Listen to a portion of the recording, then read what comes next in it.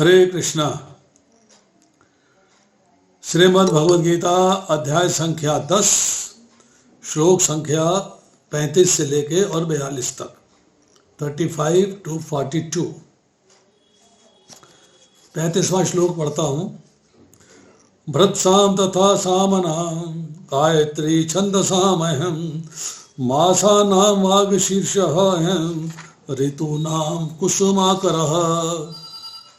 मैं सामवेद के गीतों में भृत्साम हूँ, छंदों में गायत्री हूँ, समस्त महीनों में मैं मार्गशीर्ष अगहन तथा समस्त ऋतुओं में फूल खिलाने वाली वसंत ऋतु हूँ। भगवान अपनी विभूतियों की चर्चा कर रहे हैं। कंप्लीट डिस्कशन जो है वो भगवान की विभूतियों पे हो रहा है। और विभूतियाँ मीन्स भगवान अपनी ऑपुलेंसिस को डिफाइन कर रहे हैं कि मेरी ऑपुलेंसिस क्या है। अब भगवान ने 7वें अध्याय में भी अपनी ऑपुलेंसिस बताई, भगवान ने 9वें अध्याय में भी अपनी ऑपुलेंसिस बताई, और अब ये जो है 10वें अध्याय के अंदर अपनी ऑपुलेंसिस बता रहे हैं। इसको समराइज भी करेंगे। अभी प्रभुपाद इसके परपट में क्या लिखते हैं कि भगवान स्वयं बता चुके हैं कि समस्त वेदों में सामवेद हैं। सामवेद विभिन्न देवताओं द्वारा गाए जाने वाले गीतों का संग्रह है। उन्हीं गीतों में से एक बृहत्साम है जिसकी ध्वनि सुमधुर है और जो अर्धरात्रि में गाया जाता है।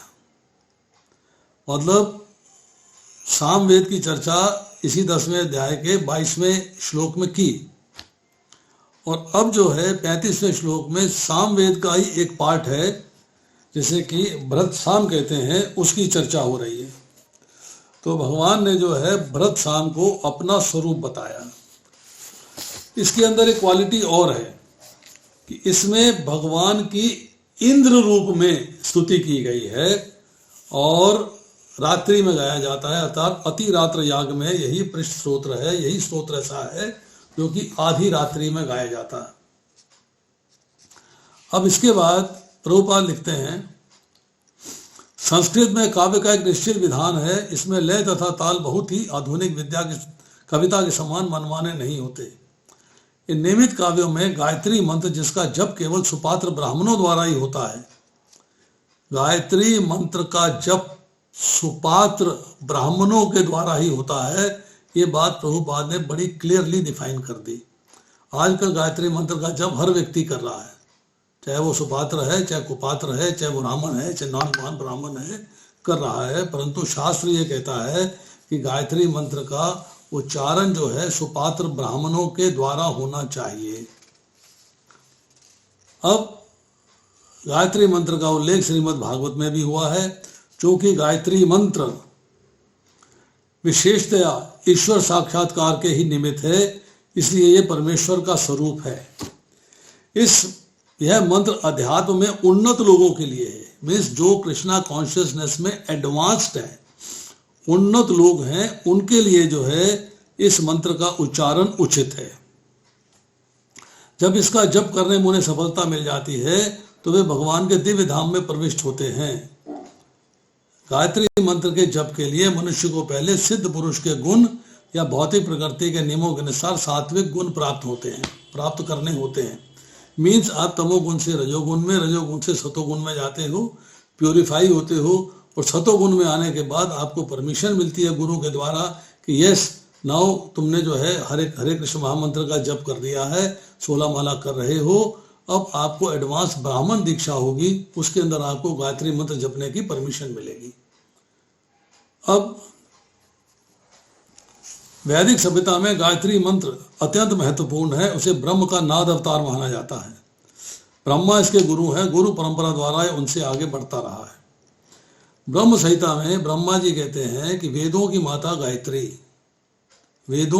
गायत्री भगवान कृष्ण की वेणु ध्वनि से निकली, बांसुरी से निकली, और ब्रह्मा जी के 8 कानों से उनके मुख कमल में प्रविष्ट हो गई है। अब गायत्री के बारे में थोड़ी सी चर्चा और कर लेते हैं। गायत्री की जो महिमा है वो और भगवान की वाणी की महिमा में दोनों में थोड़ा सा भेद है। गायत्री मंत्र का उच्चारण करके इस महात्म्य में लिखते हैं, गायत्री मंत्र का उच्चारण करके आप शुद्ध पवित्र हो जाते हो और भगवान के धाम को प्राप्त करते हो। पर भगवत गीता रूपी गंगा जो है, इसका जब स्नान करते हो खुद भी पवित्र होते हो और इसको दूसरों को सुनाते हो तो वो भी पवित्र हो जाते हैं। मतलब डबल एडवांटेज होती है। अब नारायण उपनिषद में गायत्री के बारे में कहा गया है, छंदसा मातेति, मतलब गायत्री जो है सब छंदों की माता है। गायत्री समस्त वेदों की माता है। उसके बाद कहा गया है, गायत्री की उपासना समस्त वेदों की सारभूत है। ब्रह्मा आदि देवता भी संध्या काल में गायत्री मंत्र का ध्यान और जप करते हैं, क्योंकि ब्रह्मा जी के 8 कानों से उनके मुख कमल में प्रविष्ट हो गई। उसके बाद गायत्री की उपासना को समस्त वेदों ने अनिवार्य कहा है, नित्य कहा है। इस गायत्री की उपासना के बिना ब्राह्मण का तो सब तरह से अधोपतन है, डाउनफॉल है। ब्राह्मण को गायत्री अवश्य करनी चाहिए। गायत्री की उपासना करने वाला द्विज, मतलब जिसका उपनयन संस्कार हो चुका है, जनेऊ संस्कार हो चुका है, वह अपने अभिष्ट लोक को पा जाता है, मन वांछित भोग प्राप्त करता है। गायत्री समस्त वेदों की जननी है और संपूर्ण पापों को नष्ट करने वाली है। स्वर्ग लोक में या पृथ्वी लोक में गायत्री से बढ़कर दूसरी कोई पवित्र वस्तु नहीं है। अगर कोई व्यक्ति नरक समुद्र में गिर रहा है, मतलब नरक में भी जा रहा है, पर गायत्री जप लेता है तो गायत्री उसको सहारा देके नरक से बाहर निकाल देती है। ये गायत्री की क्वालिटी है। फिर कहते हैं समर्थ स्मृति में, गायत्री से बढ़कर पाप कर्मों को नाश करने वाला दूसरा कोई नहीं है। फिर कहते हैं गंगा जी के समान कोई तीर्थ नहीं है, विष्णु भगवान से बढ़कर कोई देवता नहीं है, और गायत्री से बढ़कर जपने योग्य कोई मंत्र नहीं है।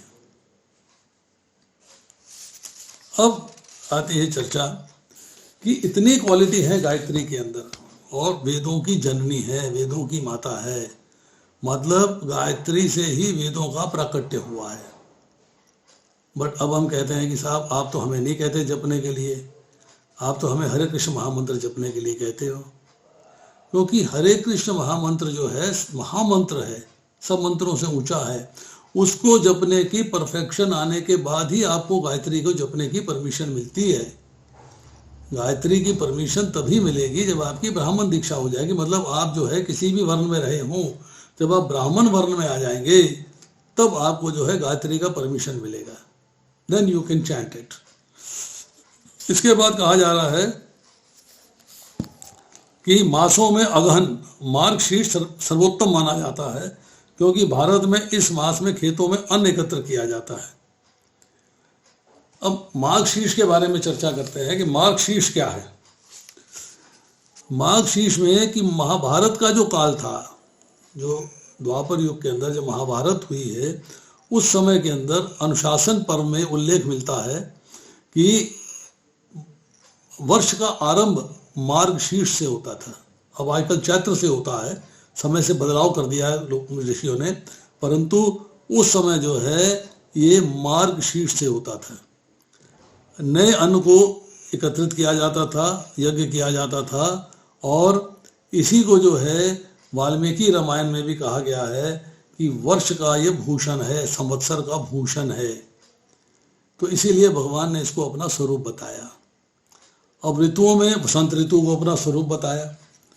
वसंत ऋतु के बारे में श्री प्रभुपाद क्या कहते हैं कि ऐसी ऋतु है जिसका विश्व भर में सम्मान होता है, क्योंकि ये ना तो बहुत गर्म रहती है ना सर्द।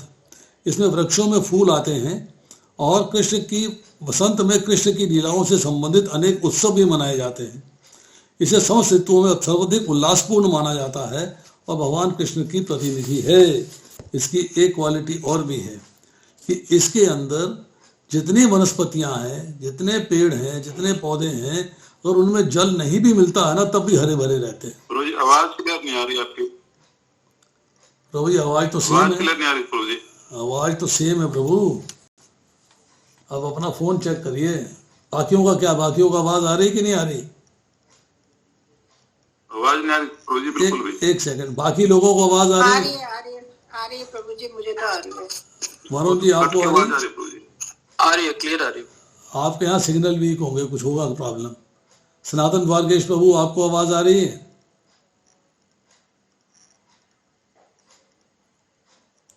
शायद हेडफोन लगा लीजिए। यस प्रभु जी, आ रही है प्रभु जी, क्लियर आ रही है। सबको आ रही। शिव नरेश पांडे जी आपको आवाज आ रही है? अपना ऑडियो ऑन करके बोलिए ना। वो म्यूट पे। मैं तो उसी टोन से बोल रहा हूँ, सामने लैपटॉप रखा है, उसी में आवाज चल रही है। अब अपना आप जो है सिग्नल चेक करिए, हेडफोन लगाइए, नहीं तो सिग्नल चेक कर लीजिए अपने।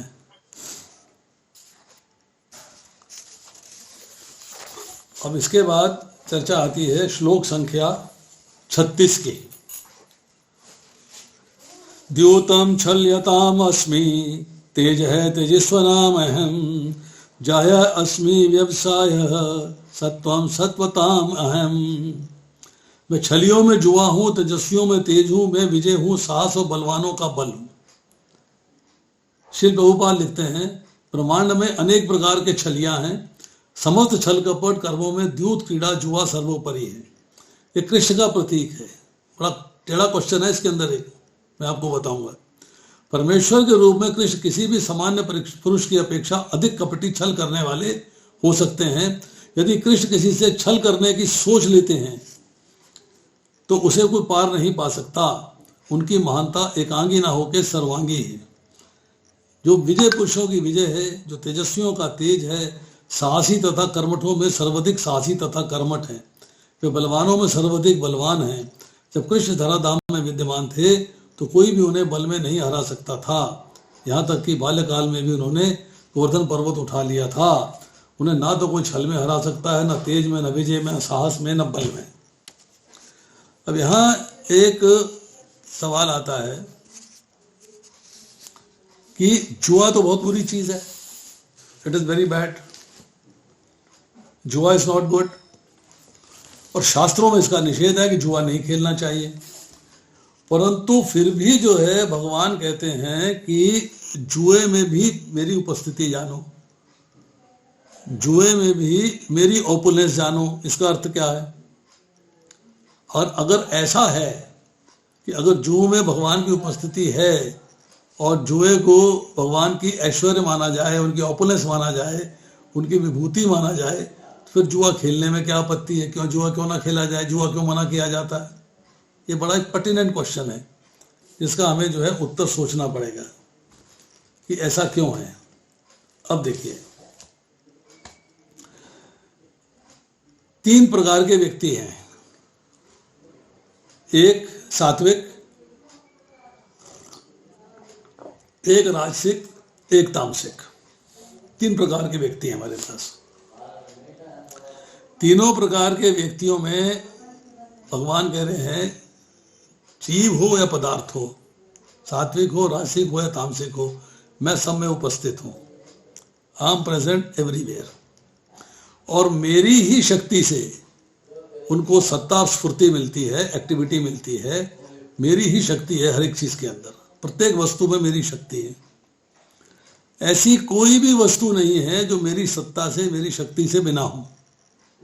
ठीक है। अब इनके अंदर सब पदार्थों में जो भी गुण मिलता है, जो भी प्रभाव मिलता है, वो सारा भगवान के कारण है। ये बात हमने एक्सेप्ट कर ली।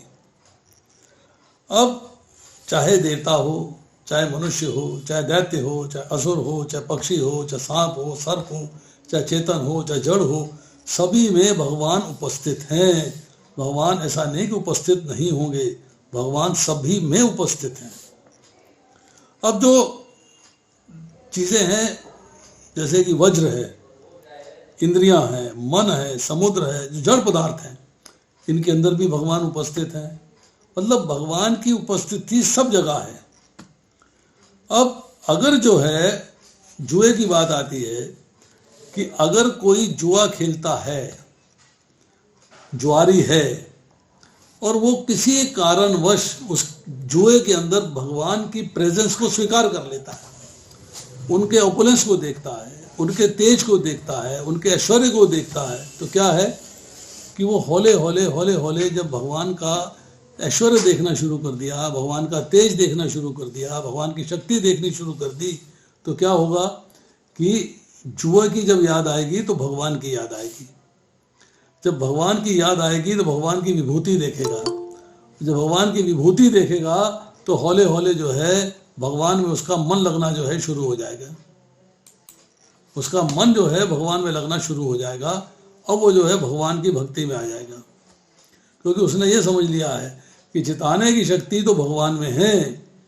ये जुआ भी भगवान का एक स्वरूप है, उसको मैं खेल रहा हूँ अपने लाभ के लिए, परंतु भगवान की शक्ति उसमें जो है जब एहसास करता है, महसूस करता है, रियलाइज करता है, तो हौली ग्रेजुअली जो है वो जुए को छोड़ता चला जाता है और भक्ति में आ जाता है।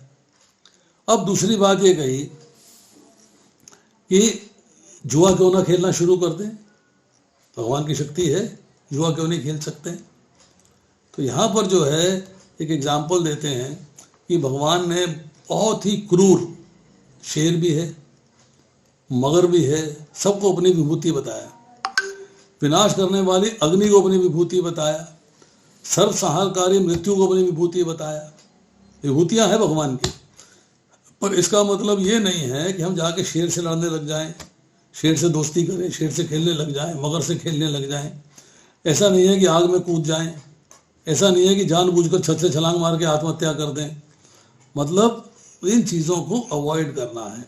इसी तरह जुए के अंदर भी इसको अवॉइड करना है, भगवान की ओपुलेंस को, भगवान की प्रेजेंस को रियलाइज करके भगवान के प्रति समर्पण की खातिर अपने इंद्र तृप्ति को छोड़ना है, जुए को छोड़ना है। और जुआ खेलने में यही हमारे कंसर्न है, यही हमारी आपत्ति है।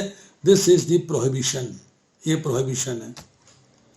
अब यहाँ पे 4 शब्द इस्तेमाल किए, प्रभाव, विजय, निश्चय और सात्विक भाव। तो प्रभाव का मतलब है तेज। तेज का मतलब क्या है कि हम कहते हैं कि आपके मुखमंडल पे बहुत तेज है, आपका ऑरा बड़ा स्ट्रांग है, आपका मुखमंडल जो है बहुत ही तेजोमय है। तो मतलब महापुरुषों के अंदर जो महान आत्माएं हैं उनके अंदर जो तेज दिखाई देता है, भगवान कहते हैं कि उसको मेरी ही शक्ति जानो, मेरा ही ऐश्वर्य जानो।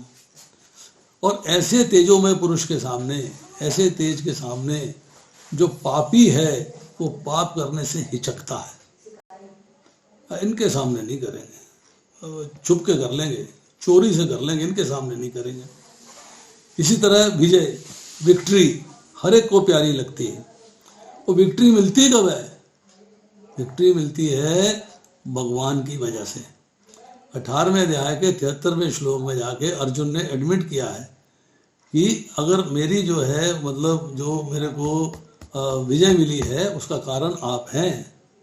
तो यही संजय कहते हैं जिधर कृष्ण है, जहाँ अर्जुन है, वही विजय है। उसके बाद व्यवसाय, बिजनेस, काम, आपका काम क्या है।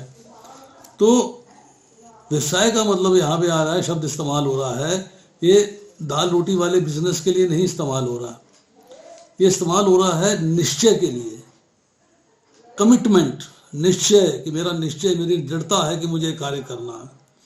तो दूसरे अध्याय के 41वें श्लोक में कर्मयोगी की बुद्धि निश्चयात्मक होनी चाहिए।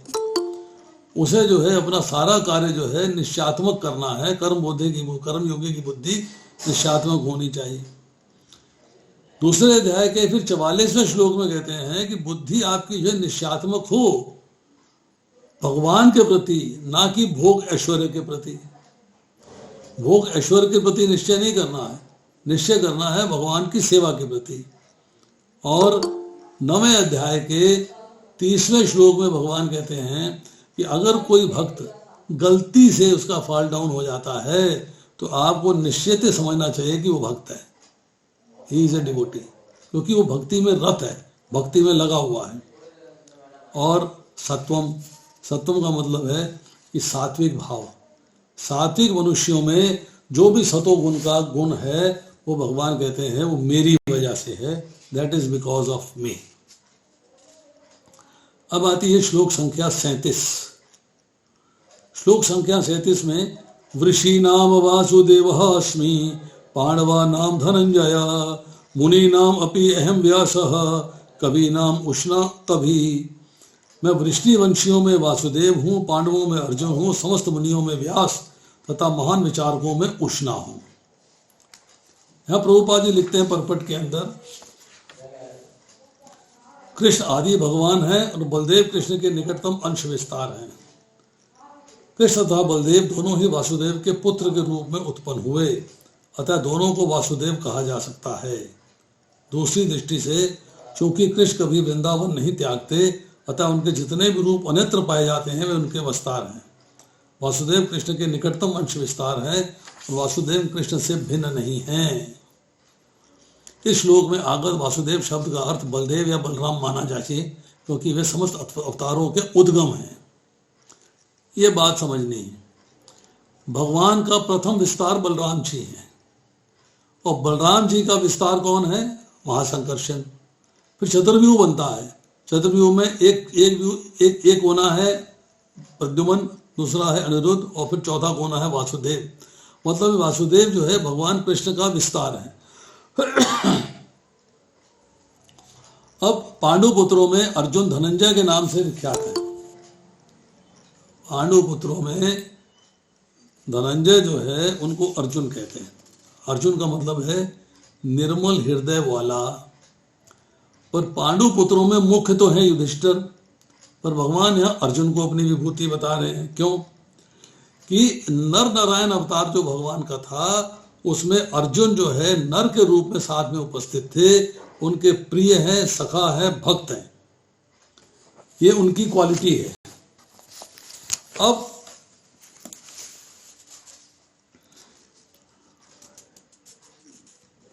अर्जुन के बाद उन्होंने मतलब युधिष्ठिर के बाद उन्होंने अर्जुन को सिलेक्ट किया है, इसलिए कि धर्मात्मा है, भगवान के परम भक्त हैं और नर नारायण अवतार में नर रूप से भगवान के साथ रह चुके हैं और भगवान के अनन्य प्रेमी भक्त हैं। अब आती है बात व्यास की और मुनियों में व्यास। मुनियों में व्यास। मुनि कौन है? मुनि वो है जो भगवान के स्वरूप और वेद आदि शास्त्रों को मनन करने वाला है। वेद आदि शास्त्रों का मनन करने वाला मुनि कहलाता है। वेदों का भली भांति चिंतन करने वाला, उनको फिर 4 वेदों में डिवाइड करने वाला। पहले यजुर्वेद था, उसके बाद 4 वेद बने। 4 वेदों में डिवाइड करने वाला, महाभारत, पुराण, वाल्मीकि रामायण, इन शास्त्रों के रचयिता व्यास देव जी भगवान के अंशावतार हैं और सब गुणों से संपन्न हैं और मुनि मंडल में उनकी प्रधानता है। इसलिए भगवान ने उनको जो है अपना स्वरूप कहा। इसके बाद आती है कवियों में शुक्राचार्य, उष्णा। उष्णा जो है शुक्राचार्य को कहते हैं।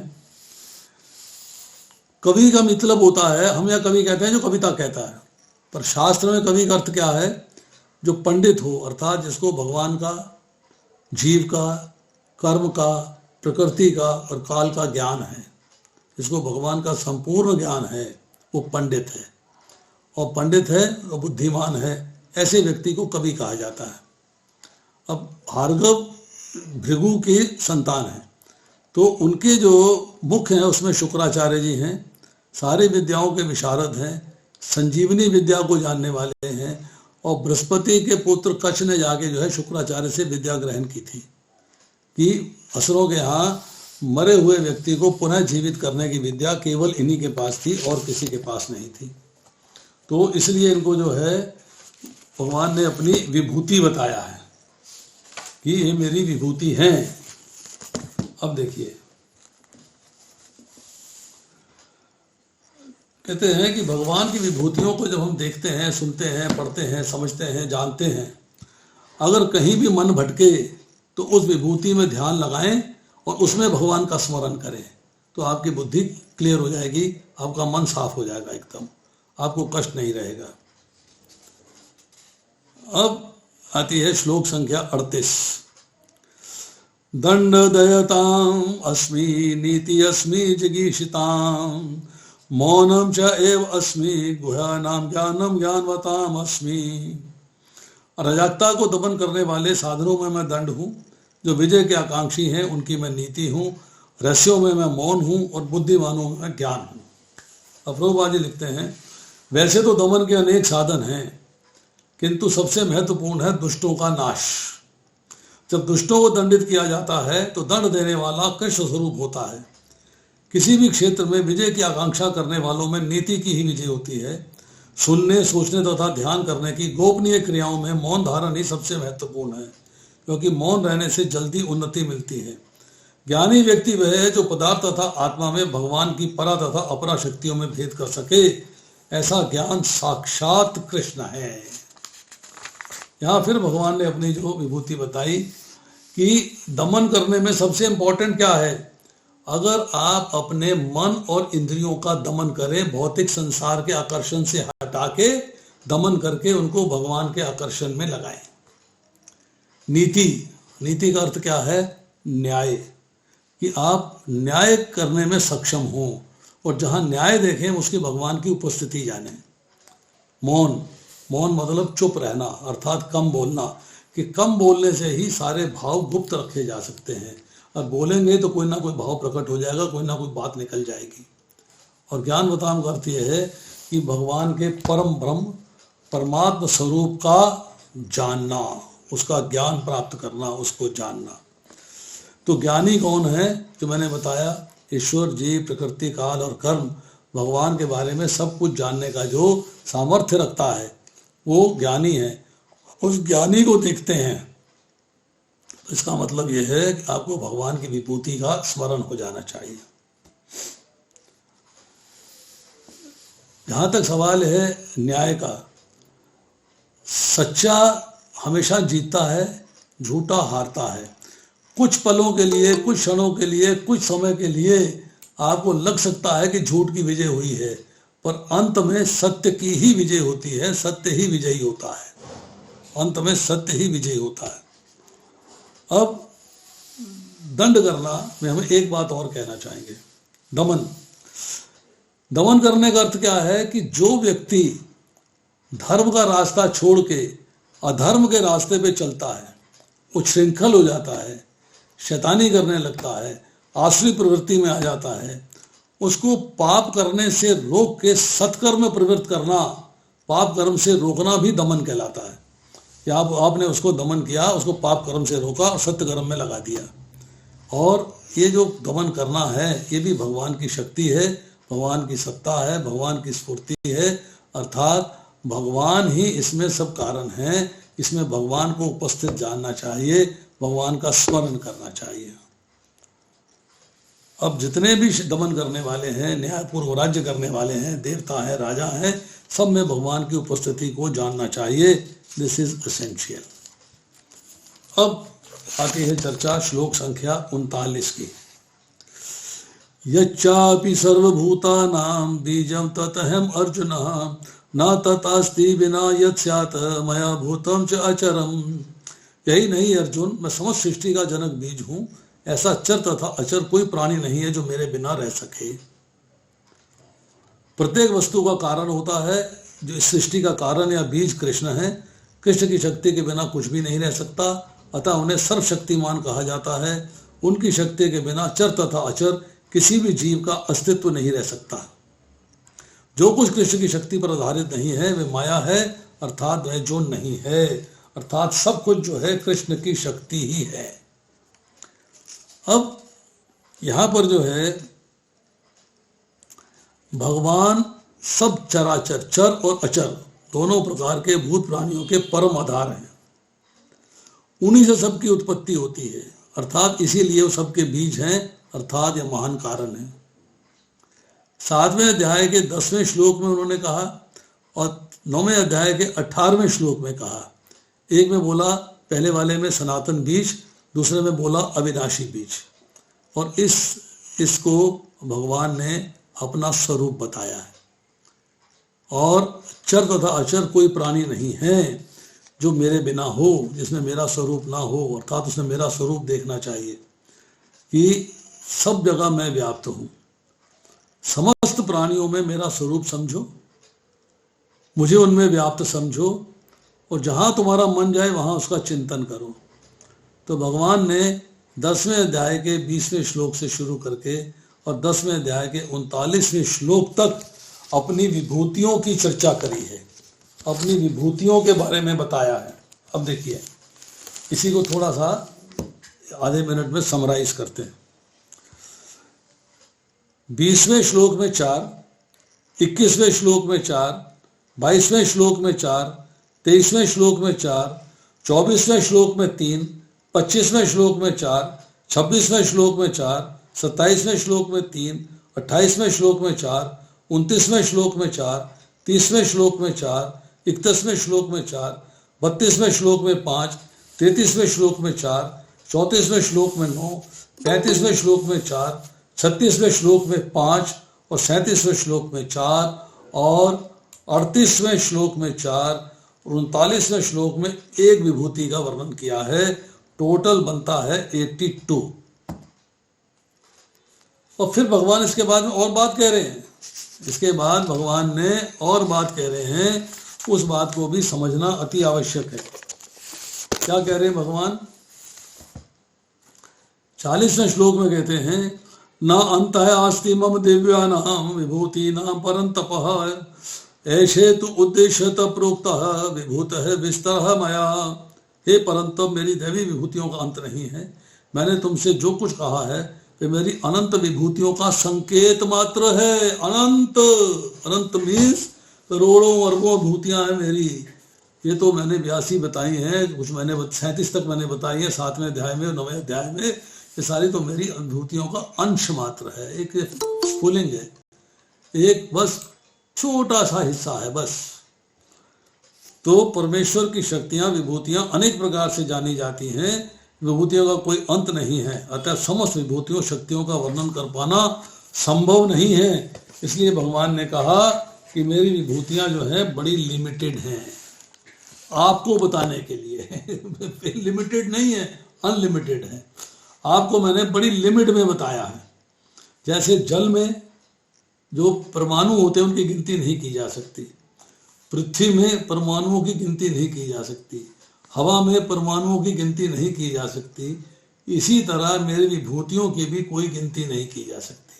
दे आर अनलिमिटेड। यह तो उसका केवल एक अंश मात्र है, केवल एक अंश मात्र। अलौकिक है, विलक्षण है। 10वें अध्याय के 16वें श्लोक में अर्जुन ने प्रश्न किया था और 10वें अध्याय के 40वें श्लोक में समाप्त है। देखिए, अब हम थोड़ा सा रिवाइंड करते हैं 10वें अध्याय के अंदर 16वें श्लोक में, कि 10वें अध्याय के 16वें श्लोक में क्या चर्चा आ रही है। अर्जुन ने कहा, कृपा करके विस्तार पूर्वक मुझे अपने उन दैवी ऐश्वर्यों को बताएं जिनके द्वारा वे समस्त लोकों में व्याप्त हैं।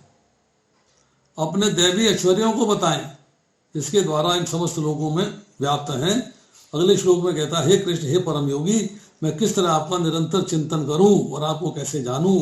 हे भगवान, आपका स्मरण किन किन रूपों में किया जा सकता है।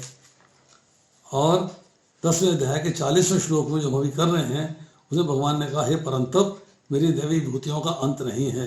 मैंने तुमसे जो कुछ कहा है मेरी अनंत विभूतियों का संकेत मात्र है। इट इज जस्ट ए स्फुलिंग पार्ट, छोटा सा एक कण, उसके बराबर है ये। अब देखिए इसके बाद 41वां श्लोक,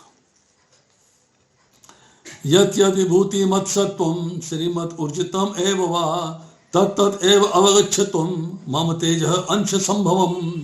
तुम जान लो कि सारा ऐश्वर्य, सौंदर्य तथा तेजस्वी सृष्टियां मेरे तेज के एक स्फुलिंग मात्र से उद्भूत हैं।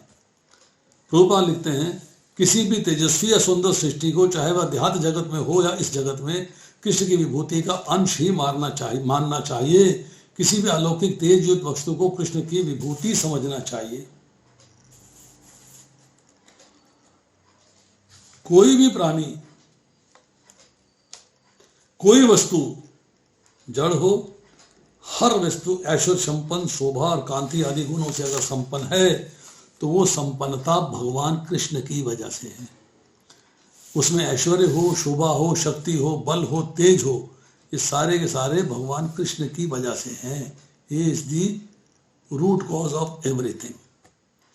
प्रत्येक प्राणी, प्रत्येक वस्तु को भगवान का तेज अंश समझना ही भगवान के तेज अंश को स्वीकार करना है। अब यहाँ पे 41वें श्लोक के अंदर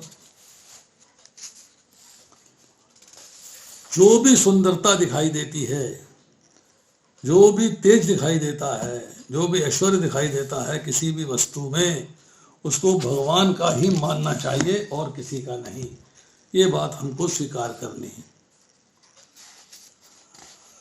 अब आती है हमारे पास श्लोक संख्या 42वें श्लोक में भगवान क्या कह रहे हैं? भगवान इस श्लोक में कहते हैं, अथवा बहुना एतेन किम ज्ञातेन अर्जुन विष्टभ्य अहम इदम कृष्णम एक अंशेन स्थित जगत। किंतु हे अर्जुन, इस सारे विशुद्ध ज्ञान की आवश्यकता क्या है? Why do you want to get this knowledge? क्यों ज्ञान प्राप्त करना चाहते हैं? किस लिए ज्ञान प्राप्त करना चाहते हैं?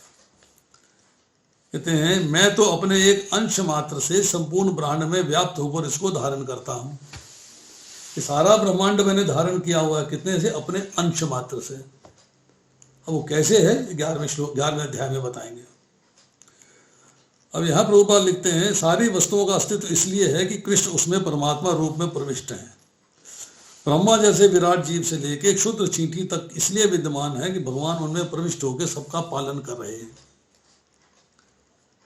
अब क्या लिखते हैं, वे समस्त जीवों के उद्गम हैं, उनसे बढ़कर कोई भी नहीं है, वह असमौर्धव है। इसका अर्थ है ना तो उनसे कोई श्रेष्ठ है ना उसके तुल्य। पद्म पुराण में कहा गया है, जो लोग भगवान कृष्ण को देवताओं की कोटि में, चाहे वे ब्रह्मा शिव भी क्यों ना हो, मानते हैं, वे पाखंडी हो जाते हैं। किंतु यदि कोई ध्यान पूर्वक कृष्ण की विभूतियों एवं उनकी शक्ति के अंशों का अध्ययन करता है तो बिना किसी संशय के भगवान कृष्ण की स्थिति को समझ सकता है। अविचल भाव से कृष्ण की पूजा में स्थिर हो सकता है। भगवान अपने अंश के विस्तार से परमात्मा रूप में सर्वव्यापी हैं, जो हर विद्यमान वस्तु में प्रवेश करता है। अतः शुद्ध भक्त पूर्ण भक्ति में कृष्ण भावनामृत में अपने मनों को एकाग्र करते हैं, वह नित्य दिव्य पद पर स्थित रहते हैं। तो यहाँ पे भगवान ने अपनी विभूतियों की चर्चा की, अपनी विभूतियों के बारे में बताया और ये बताया कि मैं सब जगह उपस्थित हूँ, पर अब मैं तुम्हें बतला रहा हूँ, तुम उसे अच्छी प्रकार से समझ लो कि सब कुछ अपने आप में समझ आ जाएगा। उसके बाद तुम्हारे जानने के लिए कुछ भी शेष नहीं रहेगा। क्या क्या जानना है? ये ब्रह्मांड भगवान के किसी एक अंश में उन्हीं की योग शक्ति से धारण किया हुआ है।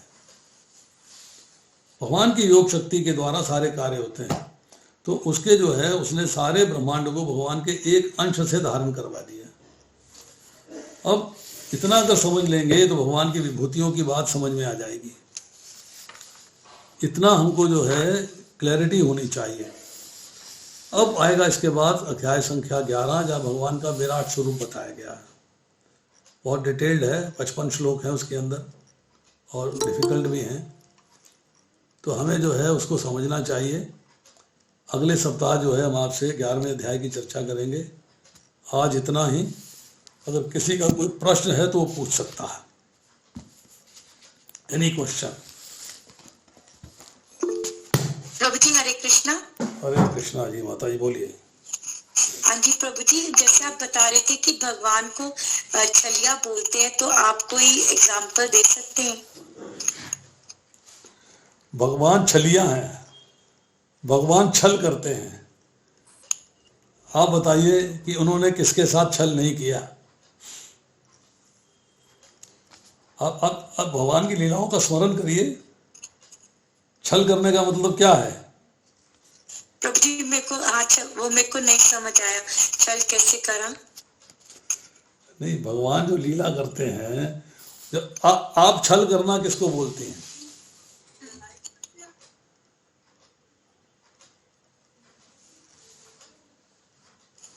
छल करना किसको बोलते हैं? प्रभु जी वो नहीं समझ आया। देखिए, सब लोग उपस्थित हैं, भगवान ने अपना विराट स्वरूप दिखा दिया। अर्जुन उनको कैद करने का, अर्जुन के कहने पे, युधिष्ठिर महाराज के कहने पे या कुंती महारानी के कहने पे भगवान जो है वो वो कौरवों के पास गए, उनसे कहा कि पांच गांव दे दीजिए। फिर उन्होंने कहा मैं सुई की नोक के बराबर भी नहीं दूंगा। भगवान ने कहा कोई बात नहीं। अब उन्होंने कैद करने का प्रयास किया है, भगवान ने विराट स्वरूप दिखाया, छूट के आ गए। उनके साथ तो छल था ना, वो तो खड़े रहते, कैद हो जाते, हाँ जी, हाँ, निकल आए हाँ बाहर। जी। ठीक। रुक्मणी हरण किया, छल ही था ना कि उसका विवाह शिशुपाल के करने की सोच रहा है रुक्मी, कि शिशुपाल के साथ विवाह कर देंगे, और भगवान ने छल पूर्वक रुक्मणी का हरण किया, उसको लेके चले गए।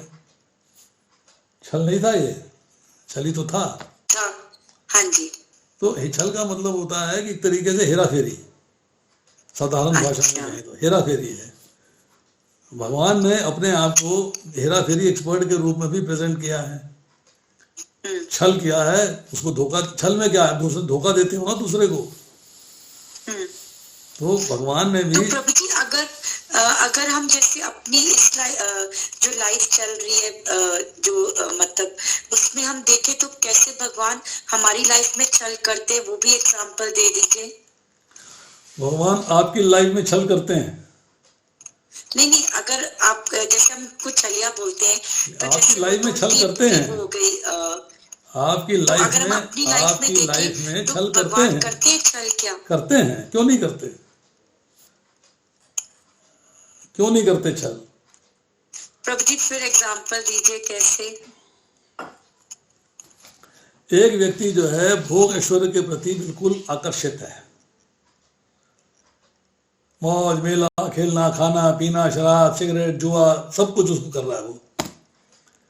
अब भगवान ने उसके साथ छल किया, उसको किसी भक्त से टकरा दिया, मंदिर में चला गया, उसके मस्तिष्क के साथ तो छल हुआ ना। भगवान अंदर बैठे हृदय में, वहीं से तो छल कर रहे हैं, वहीं से छल कर रहे हैं कि उसको देखा भी इसका जो है इसको मेरे धाम आना चाहिए, इसको मेरी भक्ति करनी चाहिए। सीधे मुंह तो जाएगा नहीं, सीधे मुंह जाएगा क्या? नहीं, मैं आपको एक उदाहरण देता हूँ, छोटा सा उदाहरण देता हूँ।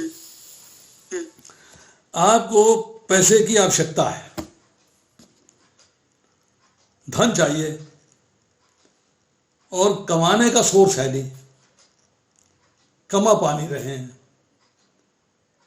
कोई व्यक्ति आता है, वो आपको बताता है कि आपके पिता ने मेरे को पैसा उधार दिया था, मैं आज वो पैसा लौटाने आया हूं, और आपको वो जो है कुछ पैसा दे के चला जाता है।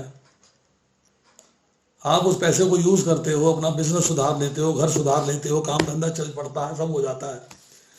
बाद में आपको इन्वेस्टिगेट करने जब पैसा देने जाते हैं तो पता लगता है कि उसने तो आपके पिता ने उसको कुछ पैसा दिया ही नहीं था,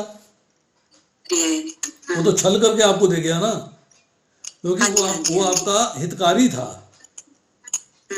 वो आपका सुख का साथी था, सुख प्रदान करने वाला था, आपका हित चाहने वाला था। उसने कहा कि डायरेक्टली मुझसे पैसा नहीं लेगा, लज्जा के मारे मुझसे पैसा एक्सेप्ट नहीं करेगा, तो वो छल करता है, झूठ बोल के। छल का मतलब है कि झूठ बोल के आपको जो है वो पैसा दे जाता है, और बाद में पता लगता है कि उसको पैसा आपके पिता ने पैसा दिया ही नहीं था। इसी तरह भगवान आपके हृदय में बैठे हैं, वो कहते हैं कि डायरेक्टली तो जाएगा नहीं ये मंदिर में, डायरेक्टली जाएगा नहीं किसी भक्त के संपर्क में, पर इसको जो है ये मेरे को लगता है इसने अपने कर्मों के फल भोग लिए हैं, अब उसको मेरे रास्ते पे चलना चाहिए। तो भगवान उसके मन के साथ छल करते हैं, उसकी इंद्रियों के साथ छल करते हैं, बहुत अच्छा एग्जांपल, उसकी बुद्धि के साथ छल करते हैं कि उसको मंदिर भेज देते हैं, किसी भक्त से मिलवा देते हैं, किसी सत्संग में भिजवा देते हैं। मैं आपको बताता हूँ, मैंने पिछली बार भी एक बार एग्जाम्पल दे चुका हूँ, मेरे साथ बीती हुई है। मैं पंजाबी बाग में लेक्चर दे रहा था, पति पत्नी 2 बच्चे अंदर आए, पट बंद हो गए, कथा चल रही थी, 9 बजे का टाइम था रात का, सुन बैठ गए। बैठने के बाद जो है बात मुझसे मेरे मिलने आए, मुझसे कहने लगे वो सर ही बोलते, वो बप्पू भी तो बोलते नहीं थे, सर वो मंदिर कब खुलेगा? मैंने कहा सुबह 4:30 बजे आ जाना। कब तो खुलेगा? मैंने कहा 12:30 तक खुला रहेगा। उसके बाद बात आई गई होगी, वो चले गए। वो व्यक्ति ने बताया कि सब मैं तो रोज रोज मंदिर के आगे से निकलता हूँ अपनी गाड़ी में, बीवी भी जाती है, बच्चे भी जाते हैं, घूमने फिरने जाते हैं, होटल जाते हैं, खाना वाना खाते हैं, मौज मेला करते आ जाते हैं। आज मेरा बेटा कहने लगा कि पापा आज जो है ना मंदिर में देखो बहुत सारे लोग इकट्ठे हैं, आज जब शनि जाते हैं इकट्ठे होते हैं, आज हम भी चल के देखते हैं क्या हो रहा है। तो उसने मोटिवेट किया और मैं अंदर आ गया। और 1 साल के बाद जब मैं फिर लेक्चर दे रहा था, मैंने उस व्यक्ति को देखा, धोती कुर्ता पहने, तिलक लगाए, चुटिया रखे हुए, प्रसाद बांट रहा। छली तो हुआ उसके साथ, कहाँ वो भोग ऐश्वर्य में लिप्त व्यक्ति और कहाँ वो भक्ति में आ गया, सब चीजें छूट गई होने वाले। तो कहने का तात्पर्य यह है कि भगवान आपके साथ भी छल करते हैं, आपको पता नहीं लगता। और बताइए मंजू जी, आपका सवाल है। सो मच, बहुत अच्छा था। यस माता जी बोलिए। हरे कृष्ण प्रभु जी, दंडवत यस प्रणाम। बोलिए माता जी। प्रभु जी यहाँ पे ना एक लाइन में आया है, वैदिक सभ्यता में गायत्री मंत्र अत्यंत महत्वपूर्ण है और उसे ब्रह्म का नाद अवतार माना गया है। ये नाद अवतार क्या होता है प्रभु? शब्द अवतार, नाद कहते हैं शब्द को। अच्छा, शब्द अवतार। नाद ब्रह्म मीन्स भगवान, भगवान के मुख से निकली है ये, अच्छा, बांसुरी की ध्वनि से निकली है, ठीक है, इसलिए उसे नाद अवतार नाद कहा गया। हाँ प्रभु जी, और एक लाइन आपने बोली थी, भगवान की विभूति में मन लगाएं तो मन भटकेगा नहीं, इसका क्या अर्थ हुआ? आप अपने आसपास संसार में जिसे भी देखते हैं उसमें भगवान की ऑपुलेंस, भगवान की ऐश्वर्यता, भगवान की विभूति स्वीकार करें और सोचें कि इस व्यक्ति में भगवान उपस्थित हैं, इसमें जो चमक है, जो सौंदर्य है, जो ऐश्वर्य है, जो अच्छाई है, वो भगवान की वजह से है। अच्छा, मतलब हर एक को ऐसे देखने, हर चीज को ऐसे Yes. देखें, तभी मन भटकेगा नहीं। कभी मन भटकेगा नहीं। यही भगवान जो है 5वें अध्याय के 18वें श्लोक में कहते हैं, विद्या विनय संपन्ने ब्राह्मणे गवि हस्तनी शुनि चैव शुपाके चै पंडिता समदर्शना। विनम्र साधु पुरुष अपने वास्तविक ज्ञान के कारण एक विद्वान, विनीत ब्राह्मण, गाय, हाथी, कुत्ता और चंडाल को समान दृष्टि से देखते हैं। जी ठीक है प्रभु जी, थैंक यू। बस और बताइए, एनीवन एल्स?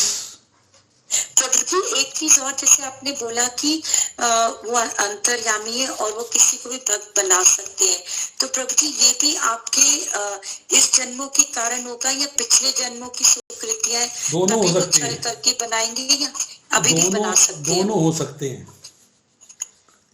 आपके इस जन्म की सुकृति भी हो सकती है, आपके पिछले जन्म की सुकृति भी हो सकती है। ओके, ठीक है। वो आपके कर्मों का फल है कि आपको किस उम्र में जो है भगवान की भक्ति में आना है। ठीक है प्रभु। आप अपने बारे में याद करिए, आप कितने साल की उम्र में आपने सीखना शुरू किया, भगवत गीता पढ़नी शुरू करी, मंदिर जाना शुरू किया, कृष्ण भक्ति शुरू करी, कितने साल की उम्र में? 35 में। अभी कितनी उम्र है? अभी है 49। 14 साल हुए। हाँ जी। पहले 35 साल में 5 साल निकाल दो, 30 साल क्यों नहीं हुआ? 25 साल क्यों नहीं हुआ? 20 साल क्यों नहीं हुआ? क्यों नहीं हुआ? क्योंकि प्रभु जी कुछ सुकृतियां इकट्ठी नहीं थी। बस सुकृतियां नहीं थी, आपके कर्मों के फल अभी फलित नहीं हुए थे, और कल भगवान ने आपको एक उम्र आई है, तब भी ना आप जाते, क्यों चले गए आप? किसने, कौन ले गया आपको? कोई तो ले गया, कौन ले गया? हाँ जी, हाँ जी, हाँ जी प्रभु जी। कोई आपको ले गया, वो छली गया भगवान। कुछ नहीं, वो मैं क्लिनिक में बैठी थी तो मेरी पेशेंट है अभी, वो सेवा मूर्ति माता जी कहलाई जाती है, तो वो मेरे पास आई कैलेंडर और डायरी लेके कि आप प्लीज इस्कॉन आइए। और जबकि आप देखिए मैंने अपने मेरा क्लिनिक देखा है मंदिर, उसके रास्ते में इस्कॉन आता था, फिर वो था। तो मैं प्रभु जी, मुझे 1 सेकंड नहीं लगा, मैंने कहा ठीक है आप जैसा कह रहे हैं मैं आ जाऊंगी। और आप देखिए मैं अगले हफ्ते से जुड़ गई, मतलब मुझे 1 सेकंड भी नहीं लगा सोचने में कि मैं जुड़ूं या ना जुड़ूं। मतलब इतना ज्यादा भगवान का एकदम से ऐसे कुछ हुआ कि I could not question anything and I just joined. इतने साल भगवान ने आपसे छल नहीं किया। हाँ जी। अब छल कर दिया, किसी को भेज दिया, किसी को भेज दिया। आप तो ये सोचेंगे ना मुझे बेवकूफ बना रही है। फर्स्ट इंप्रेशन तो यही आ रहा, पता नहीं क्यों बुला रही वहां, बेवकूफ बना रही हाँ मेरे जी, को। हाँ जी, हाँ छल जी। था ना, छल से आपको भेजा किसी का बहाना बना के, और आप आ गए भक्ति में। और प्रभु जी छल भी इतना जबरदस्त था कि आप एक सेकंड नहीं लगा ज्वाइन करने में, मतलब मैं आपको क्या बताऊं, कुछ भी मतलब आगे पीछे कुछ नहीं नजर आया। चलो हो गया ना, बहुत बढ़िया हुआ। हाँ जी, हाँ जी, हाँ जी प्रभु जी, चलिए। थैंक यू प्रभु जी। चलिए, हरे कृष्ण प्रभु जी, हरे कृष्ण प्रभु जी, यस माता जी बोलो। दंडवत प्रणाम प्रभु जी। बोलिए प्रभु, बोलिए माता जी, बोलिए। प्रभु जी, जैसे भगवान वहां गए थे दुर्योधन के यहाँ संधि करने, 5 गांव मांगने पांडवों के लिए, तो हमें भौतिक संसार में इच्छा करनी चाहिए, एक तरह भगवान कहते हैं इच्छा नहीं करनी चाहिए। इसमें भगवान का कनेक्शन कहाँ से आ गया? पांच गांव का कनेक्शन कहाँ से आ गया? नहीं मतलब वो भी तो एक इच्छा थी ना, कोई इच्छा नहीं पांडवों के थी, लिए। कोई इच्छा नहीं थी, भगवान की इच्छा नहीं थी वो। कुंती महारानी ने कहा कि अब जो है हमने वनवास काट लिया है, हमें हमारा राज्य मिलना चाहिए। हमने तो 1 साल अज्ञातवास भी काट दिया, हमें हमारा राज्य मिलना चाहिए। दुर्योधन ने राज्य देने से इनकार कर दिया, तब उन्होंने कहा भगवान कृष्ण को कि तुम दूत बन के जाओ और हमारे लिए 5 गांव मांग लो, हम 5 गांव में संतुष्ट हो जाएंगे। अब आप एग्जाम्पल गलत दे रही हैं, प्रश्न ठीक करो, एग्जाम्पल मत दो गलत। प्रभु जी तो चलो छोड़ो, ये बताओ कि जैसे भौतिक संसार में हम लोगों को इच्छा करनी चाहिए या नहीं करनी चाहिए? इच्छा करनी चाहिए, क्यों नहीं करनी चाहिए? आप भौतिक संसार में रहते हो? नहीं, संसार में तो रहते हैं, पर हाँ भगवान या ना बोलो, ये भी तो कहते हैं कि हाँ या ना हम बोलो। इच्छा करेंगे तो उस इच्छा के लिए हमारे को दूसरा जन्म फिर लेना पड़ेगा। मेरी बात सुनो पहले, हाँ या ना बोलो जी। आप लंबी चौड़ी बात मत करो। आप भौतिक संसार में रहते हो कि नहीं रहते हो? जी रहते हैं। इच्छा करो भौतिक संसार से बाहर निकलने की, इच्छा हुई कि नहीं हुई? मतलब भगवान के प्रति तो इच्छा ठीक है, तो फिर क्या प्रॉब्लम है? भाई भौतिक संसार से निकले, भगवान के गोलोक धाम जाए, वो तो एक इच्छा क्या प्रॉब्लम है? भगवान की जो भी वो तो ठीक है। बाकी कोठी बंगला ये सब किसने कहा मांगना या किसी ने कुछ कहा करो? प्रॉपर्टी मांगना या कुछ करना भगवान से, किसी ने कहा इच्छा करो? हैं? तुम अब प्रश्न में कंफ्यूज कर रही हो। आप ये कह रही हो कि भौतिक संसार में इच्छा करनी चाहिए कि नहीं करनी चाहिए।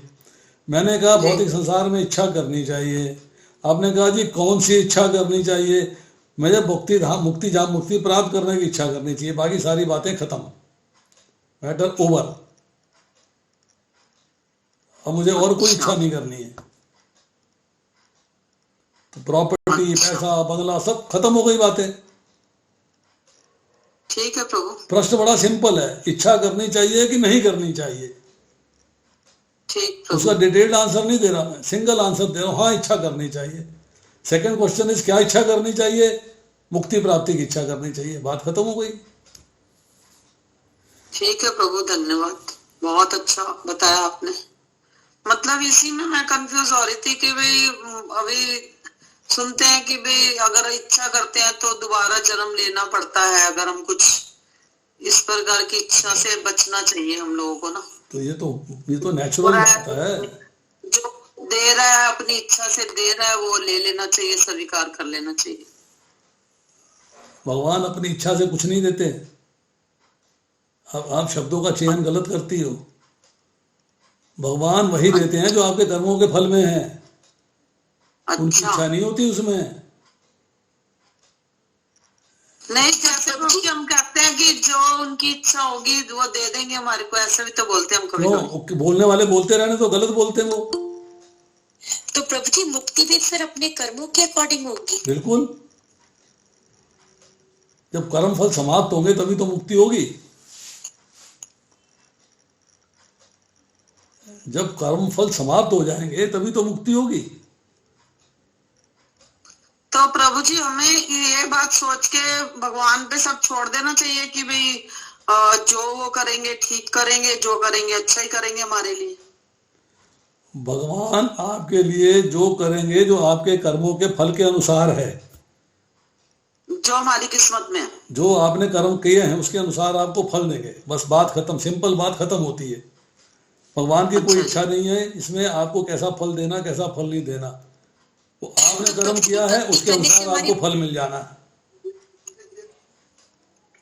प्रभु जी, भक्ति करने से हमारे बुरे कर्म नष्ट भी तो होते जाते हैं कि नहीं? बिल्कुल होते हैं।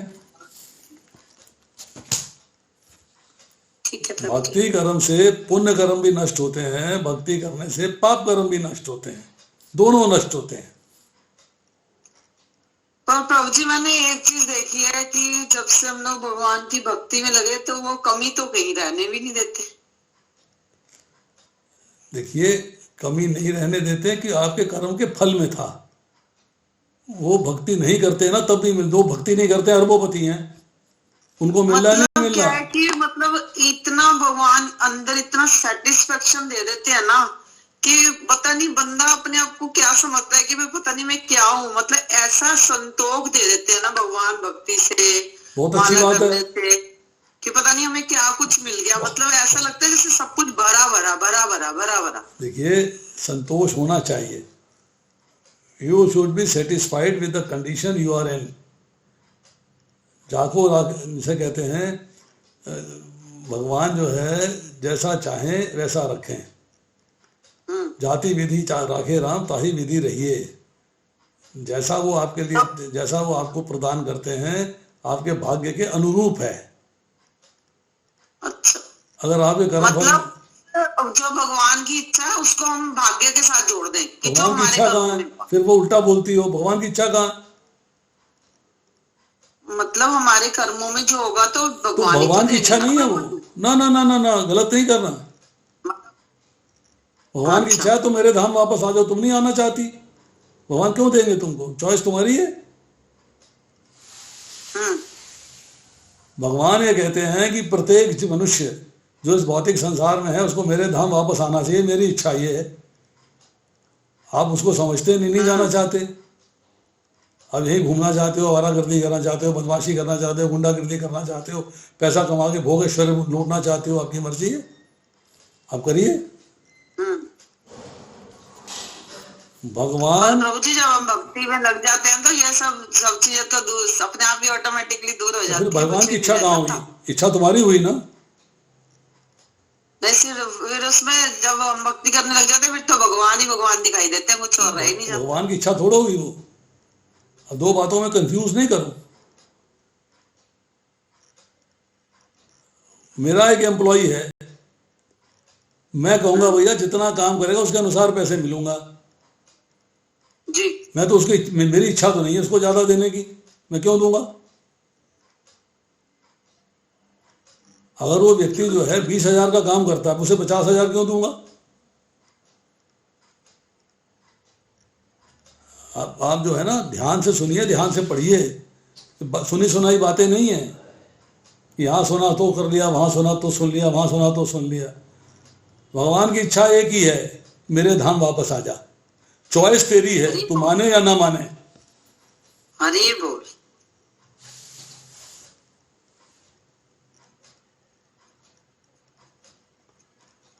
भगवान की इच्छा थी तुम्हें एक कंप्यूटर मिल जाए। भगवान की इच्छा क्यों थी? तुम्हारी इच्छा थी कंप्यूटर लेने की।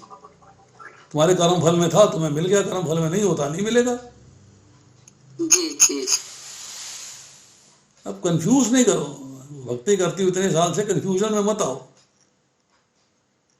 बात को ध्यान पूर्वक सुनो, ध्यान पूर्वक समझो, ध्यान पूर्वक मनन करो उस पर, तब बातें, शब्दों का चयन ठीक हो नहीं प्रभु जी, जैसे भगवत गीता में कई बार नहीं, जैसे भागवत गीता में भी वो लाइन मुझे पढ़ के सुनाना। सुनो सुनो सुनो, पूछ रही थी। वो श्लोक खोलना, परपट निकालना, या भगवान का जो अनुवाद है निकालना, फिर मुझे पढ़ के सुनाना जो तुम कह रही हो, फिर मैं मान जाऊंगा। ठीक है, ठीक है, तो मैं मान जाऊंगा। Yes, it is okay. ठीक, ठीक है प्रभु जी। हरे कृष्णा प्रभु जी, हरे कृष्ण। चलिए, सनातन गौर प्रभु।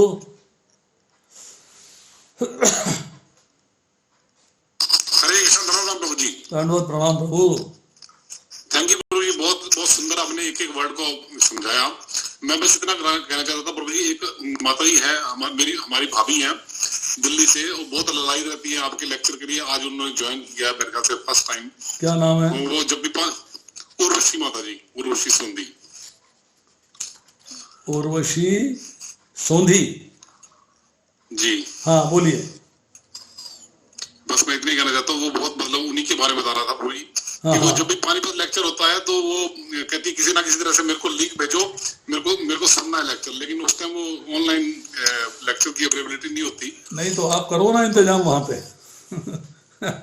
ठीक है प्रभु, मैं प्रयास करूंगा। हरे कृष्णा प्रभु जी। आप वहां पर वाईफाई लगाओ। सुनिए। हरे कृष्णा प्रभु जी। हरे कृष्णा माता जी बोलिए। मैं आपकी लेक्चर्स आई थिंक अभी कंटिन्यूस 2-3 टाइम से तो ले रही हूँ। और आपने जो वो भेजा था ना गीता घर पे कैसे पढ़नी चाहिए भगवत गीता एट होम, हाँ हाँ वो भी मैंने सुना 1 और 2 लेक्चर्स। अभी ज्यादा अच्छे से सुनने का टाइम नहीं मिला, बट ट्राई कर रही हूँ कि आपके सारे लेक्चर अच्छे से सुने ताकि मेरे को गीता समझ में आए कि एग्जैक्टली भगवत गीता का तात्पर्य क्या है, हमें कैसे जिंदगी अपनी जीनी चाहिए।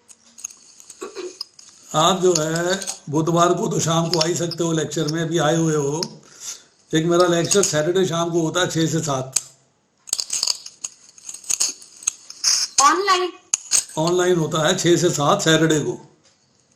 ठीक है, उसका लिंक इस पानीपत डिवोटिक्स में आ जाएगा। लिंक आएगा, आप मेरे को अप्रोच कर लो। हाँ, मैंने आपको रिक्वेस्ट भी भेजी थी प्रभु जी। दोबारा स्टार्टिंग से बिल्कुल स्टार्टिंग से सारे लेक्चर सुनने हैं, बिल्कुल जहाँ से गीता स्टार्ट होती है। आप दोबारा से मेरे को मेरा फोन नंबर ले लो, मेरे को दोबारा से जो है मैसेज दे दो, एक SMS कर दो, अपना नाम लिख के अपना फोन नंबर लिख के SMS कर दो। मैं आपका नंबर सेव करके अपने ग्रुप में डाल दूंगा। ठीक है तो आपको उसका लिंक डायरेक्ट मिल जाया करेगा, वाया पानीपत घूम के नहीं आएगा। वो डायरेक्ट आ जाएगा। ठीक है।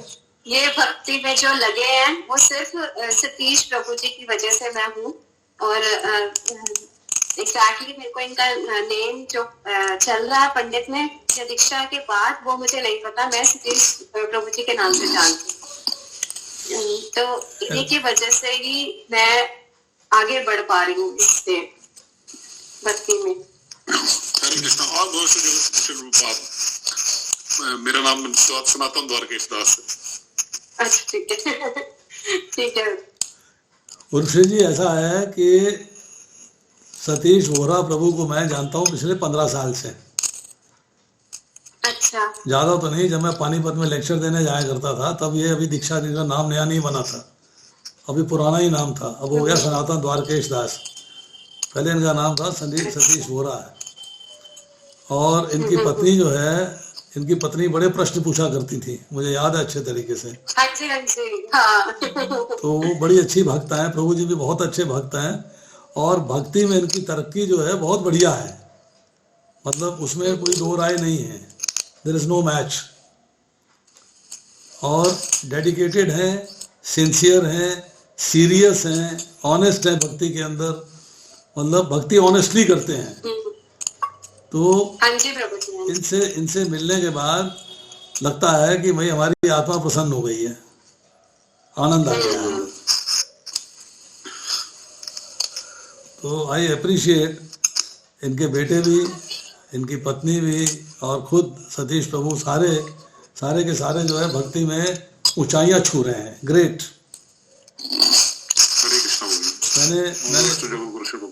मुझे याद है मैंने निश्चय को एक बार कहा था, मैंने प्रभु क्या तुम मंदिर में आते हो पैंट शर्ट पहन के आ जाते हो? तो अगले हफ्ते से उसने धोती पहन के आना शुरू कर दिया। तो दिस शोज की अंडरस्टैंडिंग बहुत बढ़िया है भक्ति के बारे में, और तरक्की भी इसी मामले में बहुत बढ़िया है भक्ति के बारे में। I really appreciate.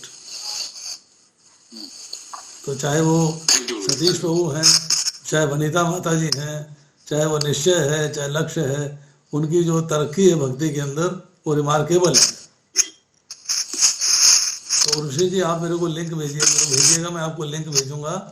और फिर मैं इसके बाद पानीपत वालों से रिक्वेस्ट करूंगा कि अगर वहाँ पे वाईफाई लगा देंगे तो ठीक है। मैं अपने मोबाइल से ही वाईफाई के थ्रू जो है डायरेक्ट पानीपत का रिले कर दिया करूंगा, ठीक है प्रभु जी। या अपना लैपटॉप ले जाऊंगा, लैपटॉप पे वाईफाई के थ्रू जो है कर दूंगा इंतजाम, लैपटॉप के थ्रू जो है सारा प्रोग्राम बन जाएगा, सारा बढ़िया हो जाएगा। थैंक यू प्रभु जी, थैंक यू।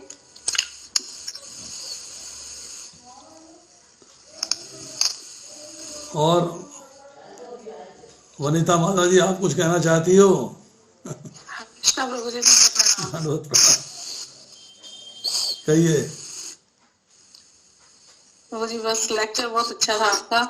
क्वेश्चन बहुत थे मेरे में, क्योंकि यही भगवद गीता पढ़ रही हूँ तो यही चैप्टर चल रही है, तो मेरे क्वेश्चन अपने आप ही आंसर मिलता गया उनका।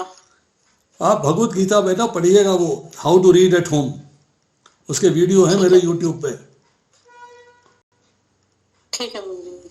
और उसके जो प्रिंट करना चाहते हैं उनका जो शेड्यूल है, तो मैं प्रिंट जो है व्हाट्सएप पे डाल दूंगा, उसको आप डाउनलोड करिए, प्रिंट कर लीजिए, और आपका जो है वो शेड्यूल के हिसाब से पढ़ेंगे तो आपको बड़ा फर्क दिखाई देगा। ठीक है प्रभु जी। और बताइए सनातन प्रभु। प्रभु जी ये लिस्ट मुझे भी भेजना, मैं अपने ग्रुप पे भेजूंगा। क्या दोबारा बोलो? ये जो how to read Bhagavad Gita at home है, ये लिस्ट मुझे भी भेजना प्रभु जी, मैं अपने ग्रुप में भी भेज दूंगा इसे। मैं भेज दूंगा, आई विल डेफिनेटली सेंड।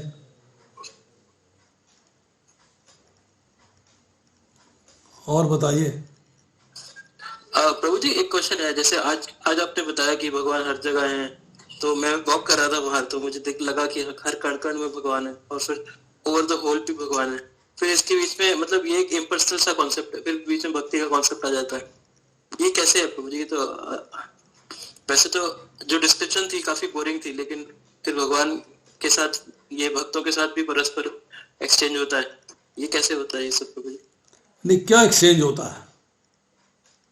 मतलब भक्तों के साथ भगवान वो करते हैं, मतलब एक्सचेंज ऑफ जो भी होता है, म्यूचुअल एक्सचेंज ऑफ इमोशंस जो भी होता है भक्तों के साथ।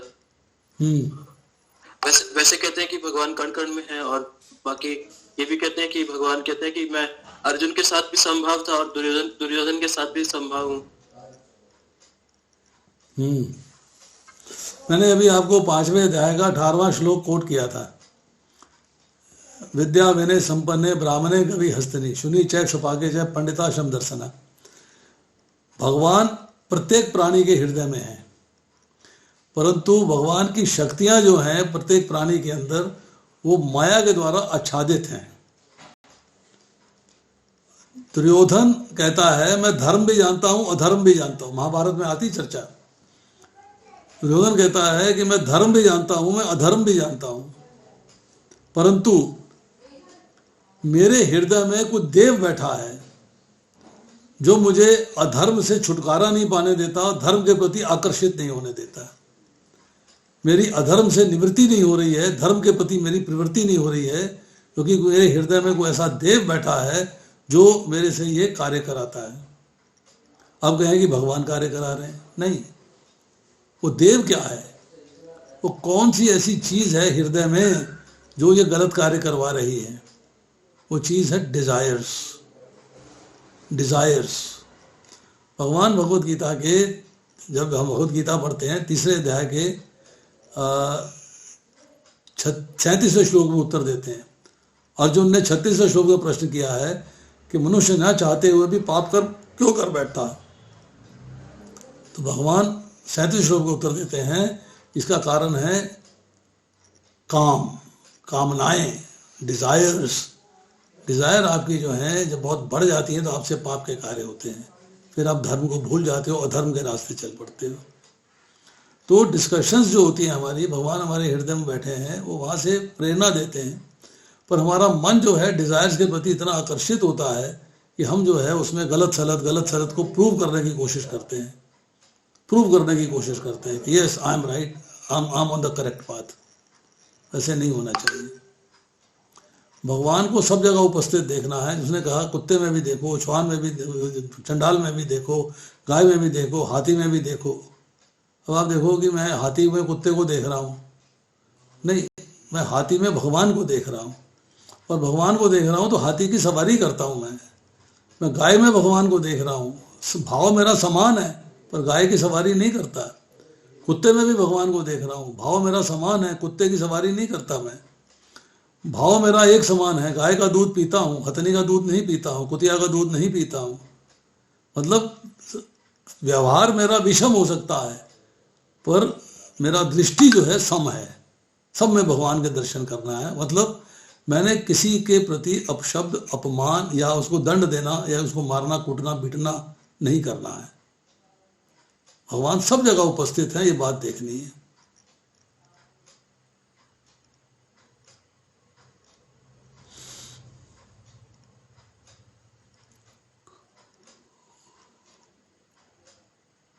और बताइए। जी प्रभु जी, थैंक यू। सनातन प्रभु, आपका कोई प्रश्न है? नहीं प्रभु, थैंक यू प्रभु जी। हमारी बुद्धि नहीं है प्रभु जी, आप जो हमारे प्रश्न होते भी नहीं है वो भी क्लियर हो जाता है प्रभु जी आपके लेक्चर।